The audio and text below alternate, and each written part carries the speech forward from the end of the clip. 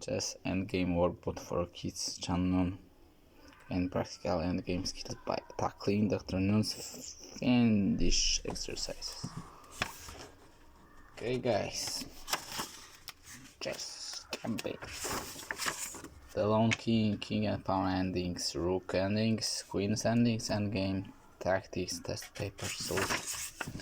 Chess notation. The chess moves in this book are written in the standard chess notation that is in use through the world. It can be learned by anyone in just a few seconds. Look. As you can see from the left-hand chessboard above, the vertical columns of squares called files, labeled HA, and the horizontal rows of squares called ranks are numbered 1 till 8. This gives each square its own unique name. The pieces are shown as follows: knight, bishop, rook, queen, king. Pawns are not given a symbol when they move, only the destination square is given.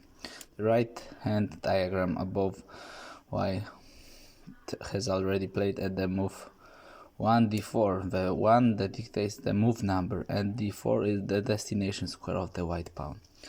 Black is about to reply 1 knight f6, moving his knight to the f6 square on his first move. The following symbols are also used: check, capture, checkmate, good move, bad move, brilliant move, disastrous move.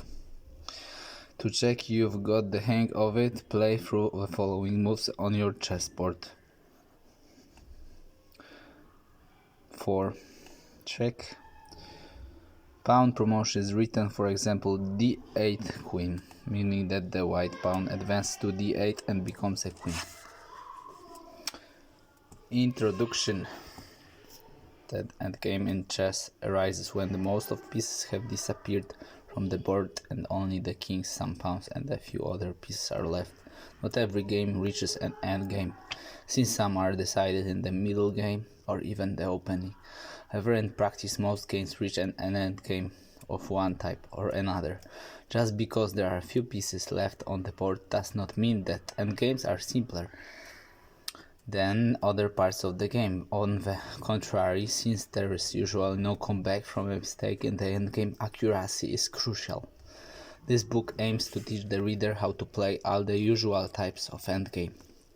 The chapters only the kings and some pawns are left, that king and pawn ending the subject of chapter 2.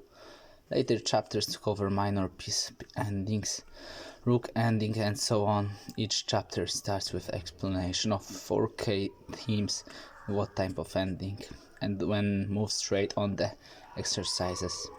Within each chapter the exercises gradually increase in difficulty, and at some exercises build on earlier ones.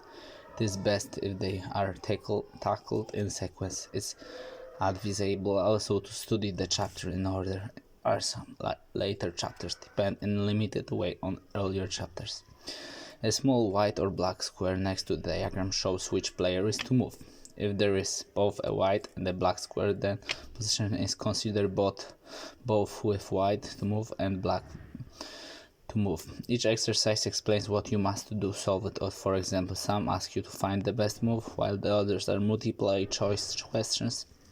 Exercises have been carefully chosen so that there's no clearly best solution, and all have been computer checked for correctness. Each chapter ends with solutions which contain additional instructive comments. The final chapter is a series of test papers with points awarded, featuring a mix of endgames. Don't be discouraged if you have problems solving some of the exercise, especially towards the ends of the chapters. Once you have made serious effort to solve a position, read the solution and learn everything you can from it. When the next time you see the position similar one, you will find the key idea much more easy. A few common tactical ideas are mentioned, especially in chapter 7. If in doubt about these, consult a book on basic tactics, such as my own chess tactics workbook for kids. For some exercises, it is helpful to know the usual results of certain endings without pawns. For convenience and easy reference, I have gathered the information here. Knight and queen versus king win. Knight and rook versus king win. Knight, bishop, bishop versus king win.